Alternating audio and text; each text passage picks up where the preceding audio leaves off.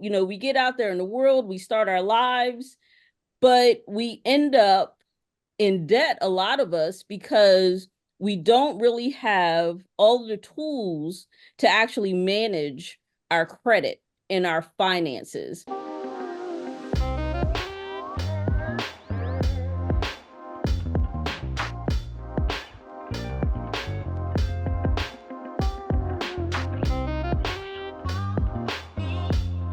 Well, hello, and welcome again to Their Story, How They Make It Happen. This is our podcast where we talk with leaders, entrepreneurs, people in the community who are doing great things.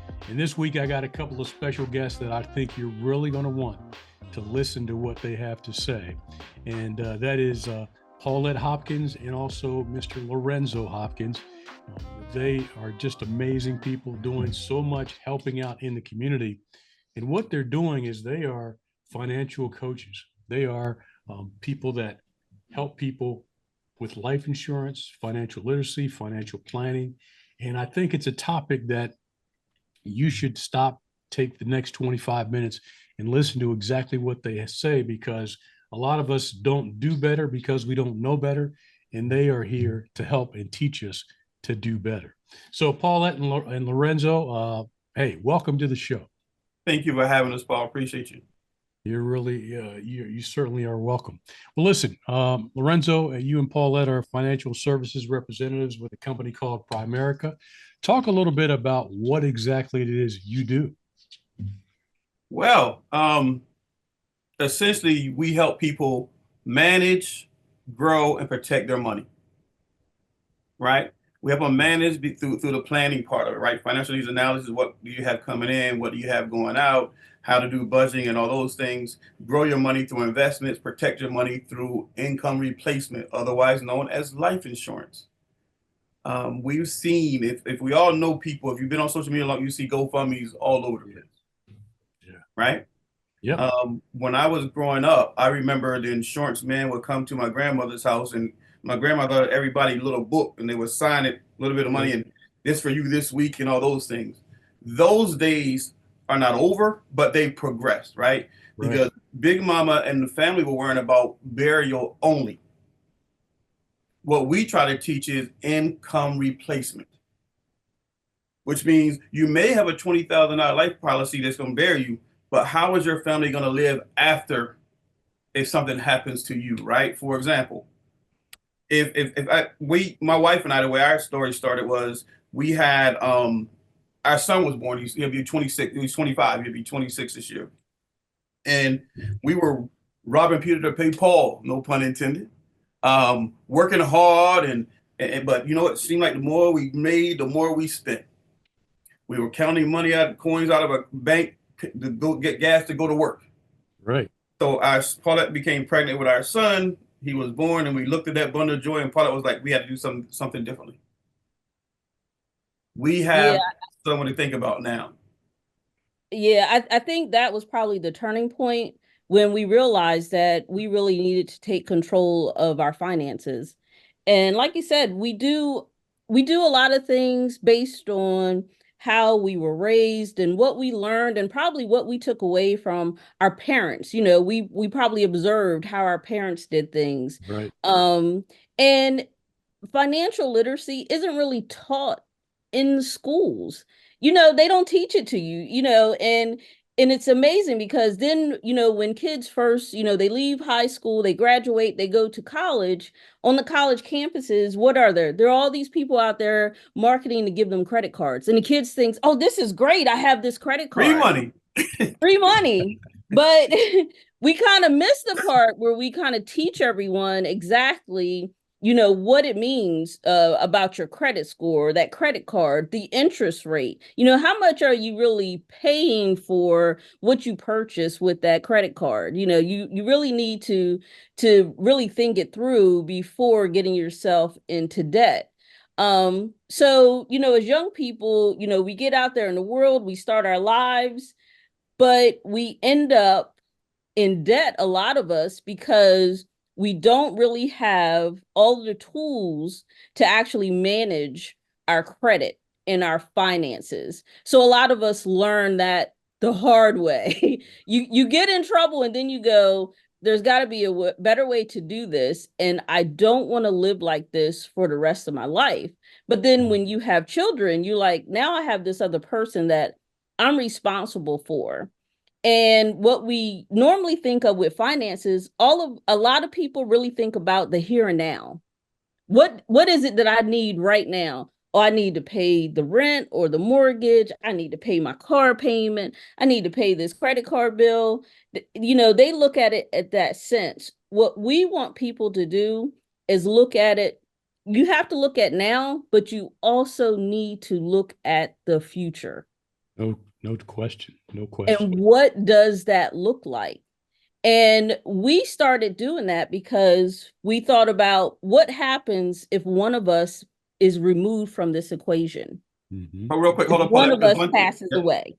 What happens is, Paul, the people need to I want you to hear me, listening family. The income will stop, but the bills will not. So if you're used to bringing $8,000 a month and your spouse dies, that's $4,000, but those $10,000 worth of bills are still coming. No doubt. Right? Long after that, your spouse is in the ground. And I'm going to tell you what typically happens. I've seen it where you had the breadwinner pass away. They build all this stuff, all the assets, the house and all that. And within 6 months or so, the person has to sell their home, right? You're already grieving your spouse, but now you got to sell your home and find a place where you and your children or someone to live, right? Because I think a lot of young people, advice to young people, probably I get back to you, is that they think about the now, but they don't realize life is but a moment. Eventually, you're going to have gray hair. That 20 years on that job is going to come in, and in the end, you're going to be like, oh, I'm not ready to retire, but you have to retire, right? That's why you see some of the older people at Walmarts and other places, because they thought they had enough, but with inflation and stuff, they simply had to go back to work. Mm-hmm. And that's one of the bases of, my book that's coming out this year, is that the fact that, our parents were great and, they did so much for us, but they didn't teach us what we needed to know about finances, or we didn't learn it in school. They're just starting to now teach it in some schools. But when you went, they didn't teach us about financial literacy, but they're starting to do it now. But for those who've already graduated, for those our age or, in their 30s, 40s, and 50s, they need to start learning this stuff so they can prepare for the future. So one of the things that I know you guys do is financial planning. But here's what I'll say about that. Why is it our people are afraid of financial planning? Do you have an answer for that? I mean, I have some hypothesis. I mean, I can speak. Let me speak from my perspective when we were going through it, right? I often thought it was more important for people to think I had it going on than actually have it going on. Right? So I was lying to myself to make people think that we had it together. Right. And I didn't want to share with other people that I was in trouble. I didn't even want to admit it to myself, because it was like, hold on, I'm making good money, I'm doing this, I'm doing that. But really, in the big scheme of things, and this is what happened to us. And I like telling stories from my perspective simply because it helps other people. When our son was born, Paulette spent 30 plus years in the financial industry. Let me say that. She was blessed enough to retire at 52 years old. She's been retired over a year right now. That's not by mistake or happenstance. It's because we found out how to do some things right. So what Paulette did when we started thinking about this little bundle of joy, she came and started creating these spreadsheets about what's coming in, what's going out, because I'm one of them men that she's like, honey, we got to stop spending so much money. Hey, I work every day, da, da, da, da, da. But then when she could break it down and show me in pie charts how much money I was wasting or we were wasting, it opened my eyes. See, what happened was sometimes people have to show you because it's so easy to spend it, right? So if you start annotating and writing stuff down and keeping, she still does it now. And we do pretty well. Paulette still has her spreadsheet about where everything goes, what's the imbalance of all these things. Because when you can actually see it, it is sobering, right? So what we're asking people to do, to swallow your pride a little bit, right? Because you can ignore it all you want, it ain't going away. I'm telling you that right now. I've been there. I'm a testimony to that. You have to do some work, right, Paulette? You have to put in the work. Mm-hmm. Yeah, Paul, I'm not sure exactly why people don't want to do the financial planning part. And I, I it's a mystery to me still today, and we're trying to figure it out and work through it with people. But it seems like it's not very high up on the priority list. and I think It's I'm sorry, Paula, but I think it has to do with a lot of people just don't want you to know their financial situation, or they don't want you to know your finances, and that's just, I think that's ingrained in a lot of us. We don't want people to know what our finances are. We're too embarrassed to let them know, you know? But it Mhm. also goes back to how we were raised, right? You remember the old adage, what happened in this house, stay in this house, What right? happens in the house stays in the house. When I was growing up, money was what was adult business. My mother didn't discuss finance with her children, right? We Right. discuss finances with our children, right? Because with our son, because we have to, right? Because we're irresponsible and derelict in our duties if we're not saying, "Hey, look." Paulette often said when he was younger, when we first, "Hey, if something happened to your dad and I, what is the first thing you do with the insurance money? Make sure the house is paid off. What's the fast way to lose it? Make sure you pay the taxes." See, he has all this stuff ingrained in his head, and that Mhm. was us having to swallow our pride and go, if we want to create a better life for our child and create a better life when we get older, we have to do things differently. Because right now, this is not working. You have to get sick and tired Mhm. of getting sick and tired and said, I don't have all the answers, but I'm gonna go to someone that do. Another thing, if we do a financial needs analysis on you, we are bound not to share your stuff. We cannot, we would not, that is not what we do. We Mhm. actually do some soul searching because we're going to give you ask some serious questions, right? Pauletta had people calling her all the time. They could be family saying, "Hey, I want to go into my retirement and pull this out to do this." She said, "Is that really a want or a need? You don't have to Mhm. do that, right?" But Mhm. at least the people will call her and ask those questions. You have to be willing to be vulnerable. Yeah. Right. And I think you're right, Paul. A lot of people don't want you to know, they don't want to talk about their financial situation with you. But then I think by them not wanting to talk about it, if I'm not talking about it, I'm not writing it down. That means I'm not planning for it. Mhm. So I'm kind of just winging it. So a lot of people will be like, I know I have a problem, and I'm going to get to it, and I'm going to fix it, but they really don't want to talk to you, like you said, in detail about what is actually the root cause of the problem. um so they just keep overlooking it month after month after month, and then those months turn into years, and then the Mhm. next thing you know, you're older, you have no life insurance, you have no They have no investment pension. accounts. And at the way that this world is going, I tell people all the time, like young kids now, 25, 29, 30, you should have your own individual retirement account open, because as time moves on, I think the number of employers that are going to offer you pension packages is going to decrease significantly. Mhm. It's not going to exist. When I was younger, it was like, you need to get a good job that has a pension plan. Well, guess what? Those pension plans are Yeah. fading out. You need to create your own Even pension with a plan pension to be plan, on the safe side. even with pension plans, understand, right? If you have a pension plan and you only put a little bit in, your pension in the end gonna be really small. So you have to be wise with your money and put money into a Roth IRA or something of that nature, right? And what we teach when it comes to insurance is this. I told you about having enough, but we also this is the motto: buy term, invest the difference.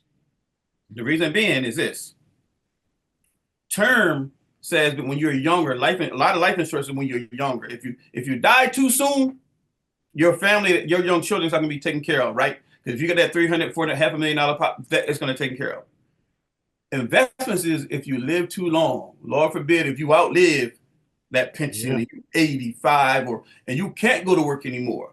So we try to do that because what happens is you may not need as much money when you're older to get buried with. You're going to need it to get buried with, but you don't need it to live off of because your investment account should be enough where you can live off of that and leave some to your beneficiaries of what's left from that. So the other thing I'll ask you is, so people number one, they are, hesitant about sharing their finances. The other one is they probably think, well, how much does this cost to do financial planning? Do you see Zero. that as a barrier? Yes, but it's zero. Okay. Yeah, We would to do a have that financial needs analysis for conversation. you. Mhm.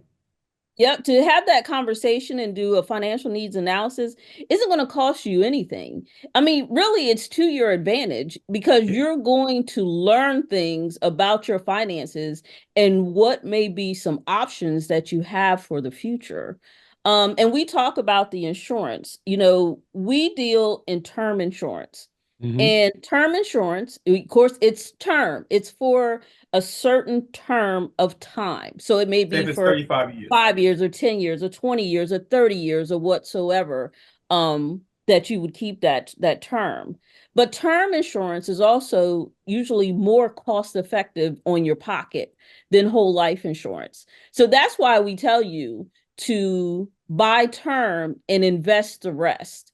So instead of you spending maybe $300 a month on a whole life policy, we would say maybe you spend 100 or 150 on a term policy. You take the remaining 200, 250 bucks and you, or 150 bucks, and you spend that and take it and put it into an investment account. So this way, you kind of you're starting those things of those two worlds. You're protecting what you have now with a life insurance policy that's going to help who you leave behind be able to still afford that house or pay it off or pay off some of the debt that may be lingering over them, in addition to your burial services. That's the other thing we have to do, Paul. We have to mold people to think that life insurance is not just about a burial. Right. That's just the basic off the top piece. It's really about making the people that you leave behind have the ability to keep some of those things that you work so hard to attain while you were here. So that's another thing with teaching people like what really is life insurance. It's not just to bury someone. Our Right. people have a habit of going, it's just to bury someone. No, it's not. Yeah. It's about a lot of other things besides that. Um, And also with that, if you don't believe that, ask yourself, why do extremely wealthy people still get life insurance? They don't need to bury people. You know what they use it for? They use it to pay off estate taxes. One thing about life insurance, the IRS don't come to collect the money as earned income. Right. Life insurance is not taxable. If your loved one dies, you got a $300,000 life insurance policy, just a life insurance now, not investment stuff, because that's a different animal. That you get $300,000, Paul Butler, the government can't say that was $300 earned income. No, that is money that's not, that IRS does not touch. So what the wealthy does with that, they take that and pay off estate taxes, because the state tax will be high, and then their family will have to split up the estate or dissolve the estate. Okay. Very good. So we're talking about life insurance a little bit. You talk about you all with Primerica work with term life insurance. Do you also, I guess you don't do whole life insurance, or you do not recommend that? Well, we don't. This is my concept with that, right? There are pros and cons and everything. The cons when it comes to whole life to me is that most people, you hear people say, especially wealthy people, I use whole life as my bank account, my own bank. Right. The myth with that is you have to have a lot of money to put in there up front. Mm-hmm. You front load it. Because if not, you're going to wait until you accumulation Right. period to get all that money. Right. And if which you will borrow take money years. from that, you have to pay that back at an 8% interest. That interest don't come to you. That's a fee. Then if you don't pay it back, it comes off your life insurance Benefit, amount. yeah. But then it's bad. The second thing is if you get older and I say, you know what, I don't need the life insurance need much anymore. What cash value, if you cancel it, you're going to get hit with more penalties because you cancel the thing. With us, you can say with the term, say if it's 35 years and you turn 75, so look, all my kids are grown out, my house, I don't have a lot to keep, so I don't need 300,000. I'm going to drop down to 20 or 50. That is not going to take anything away from your investment account. if it makes sense. So I'm trying to get it to the point where people can have these two tracks that don't enter. I'm always leery of people who try to do too much with one thing. Let me say that. Nothing bad about it, because I think what works for you, what works for you. But the most people I know don't want to take the time, one, to accumulate money into a cash value unless you got a whole lot up front. And then two, when you look at the cost, because if you don't put enough money into that cash value, that's what the fee's going to suck, and then everything will start going down anyway. So people that we trying to talk to and deal with, they don't want to get life insurance anyway. But if I can give you something closer to what your budget could be, that can still help you and still let you invest some money or save some money.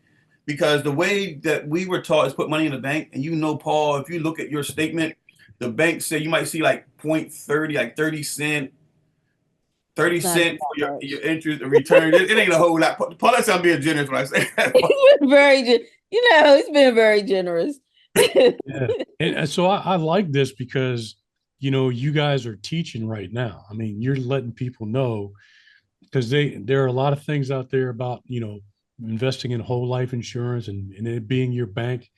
But Lorenzo, you're teaching right now to say, look, put some in term, and then we'll invest some, in some other, in some other accounts. Some other vehicles, right? Because that way it's not tied up in all in one.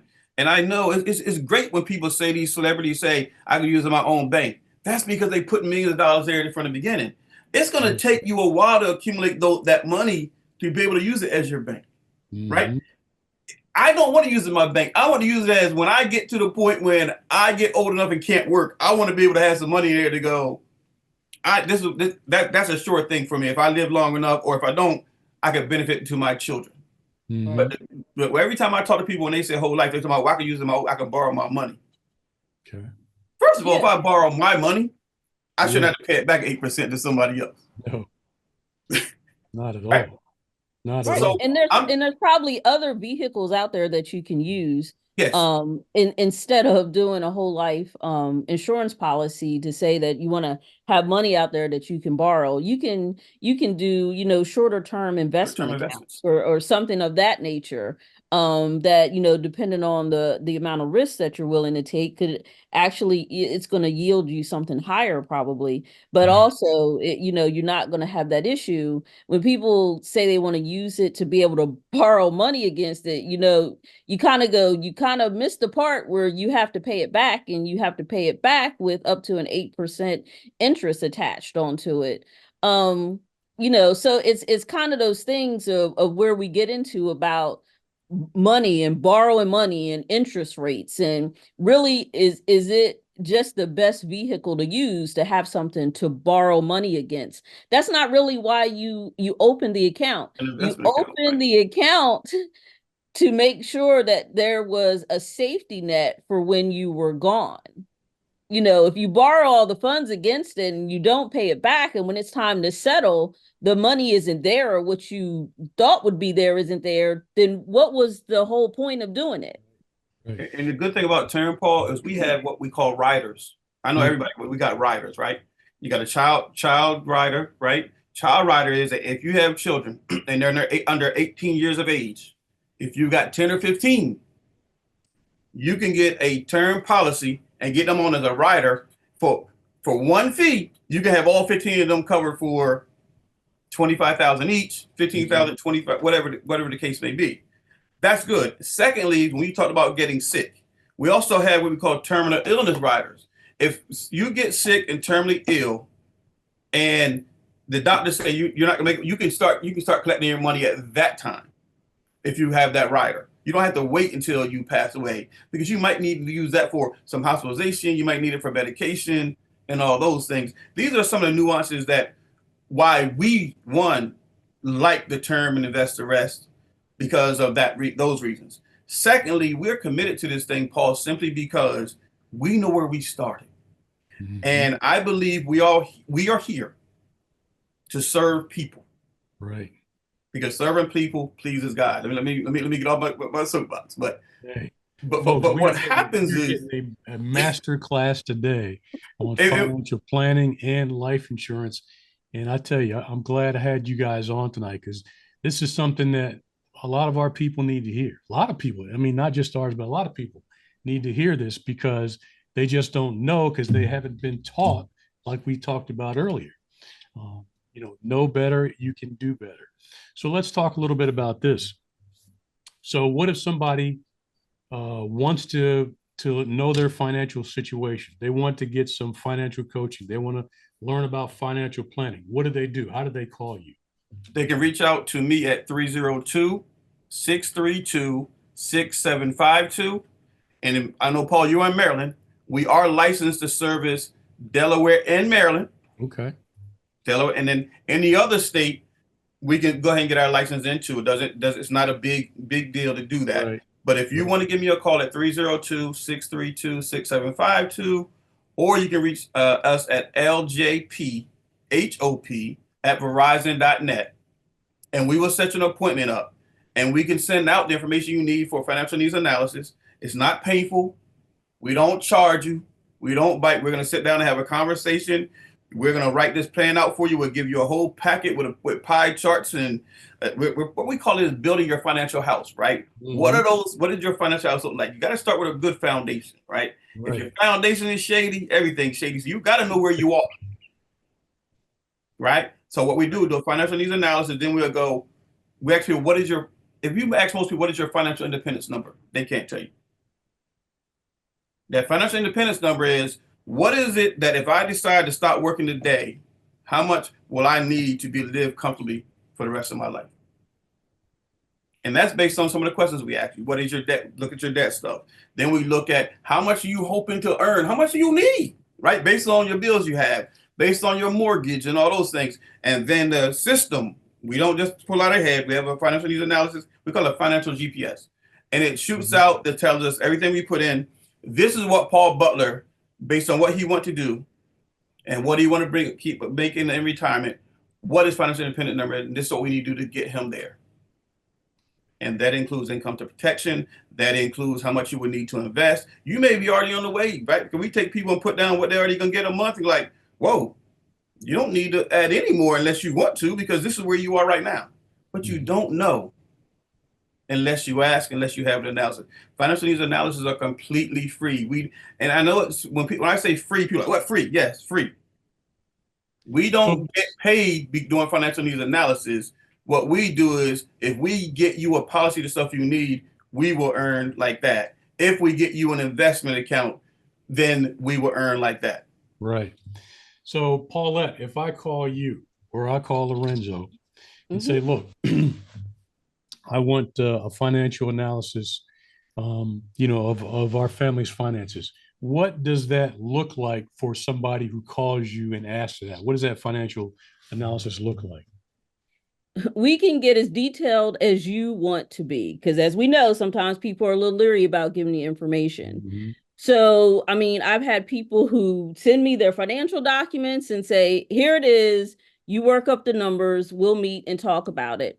And then I have people that will kind of just give me estimates, based on, they might say I have like $30,000 in credit card debt. I got a mortgage payment. I got a car payment, different things. I have savings accounts, and if they have any investments accounts or anything. So we take all of that information, we load it into our system, and that system is going to spit out that information. But we're also going to have a conversation about each of your different categories, because there's going to be these 4 different categories that we're going to look at. We're going to look at your income, your money, the money that you have, that you have coming in. We're going to look at your debt to see what debts that you have out there. And then we're going to look at if you have any kind of like long-term investment accounts, things of that nature. And then the last thing we're going to look at is if you have any current, contingency plan like life insurance. And we're going to take all those different factors and look at them one by one, and then see how they all interrelate. So we may spend a little bit more time on the debt section. If you're someone that have multiple credit cards and credit card debt, one of the things we may want to start talking about is, how do we reduce this debt? So we can work with you to do some debt stacking and explain to you how you start paying off debt.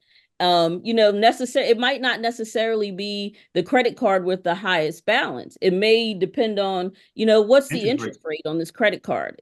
One has a 5% interest rate and one has a 40% interest rate. We kind of want to look at that 40% one and go, and how much is the balance? Because we want to try to get rid of it. And then we want to show you that the money that you were paying for that one credit card, now you don't go, oh, I have an extra $200 a month. No, what you do is you take that money and you put it on the next credit card. It's kind of like the thing about, it's like, how do you eat an elephant? One bite at a time. We try to explain to people the situation that you have wasn't created overnight. So it's going to take some time to get you through this. But we also want to let people know that you can do it. Like, we don't want you to feel like it's hopeless and I'm never going to get out of this. So as we're going through all of your financial stuff, I want to point out the good stuff that you have going on and the stuff that, we probably need to work on that will help improve your financial situation. Right. You don't want people to feel like that this is a hopeless situation, because it's not. Anyone can change their finances and turn the situation around. And in the end, we're going to give you your financial independence number. But all in all, it's still up to the person to decide exactly what steps they're ready to take. We're going to recommend some steps and recommend things that you could do to help improve, but it's ultimately up to that person. But we want to give you all the tools and the information that we can give you to help get you to that point. All right. You have to unlearn some stuff, Paul. Have to unlearn, right? So all of us learn. Yeah. Our financial mat is kind of skewed because with what we learned earlier, right? So you have to be open to unlearn some of that stuff. There's no question about that, because you got to realize, how did I get in this situation? Okay. Yes. And then with, financial coaches like yourself, that can help people get out of that situation. So I got two questions for you guys. Number one is, what if a person, wants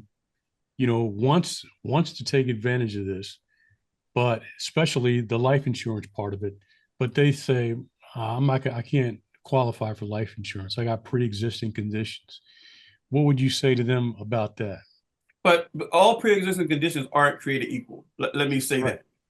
You could have pre-existing conditions and still get covered, but you don't know until you actually do meet with us and let us do a life application and send it to underwriting. Now, there's some things you can tell me that you have, like, I probably can't cover it.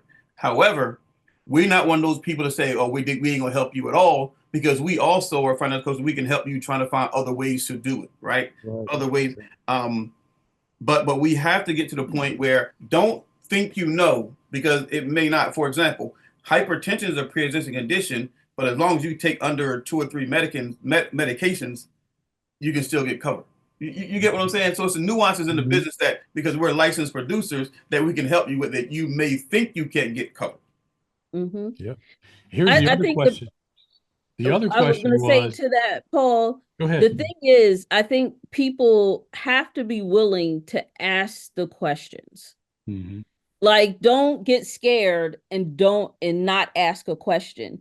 Just because it's not going to cost you anything to pick up the phone and ask a question. Like, will you be able to insure me, and how much will this be?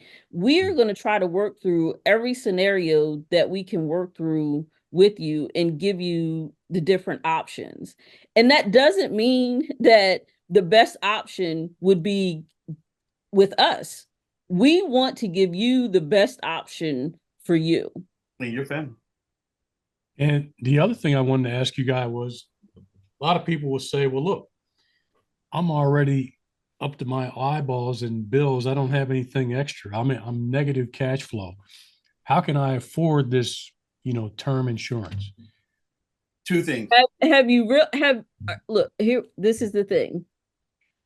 That negative cash flow that you have, what does it consist of? Because you will be surprised. We're in a negative cash flow, but I spend $100 a week on a pair of sneakers. And that's $400 a month. And the it's policy may be $60 a month.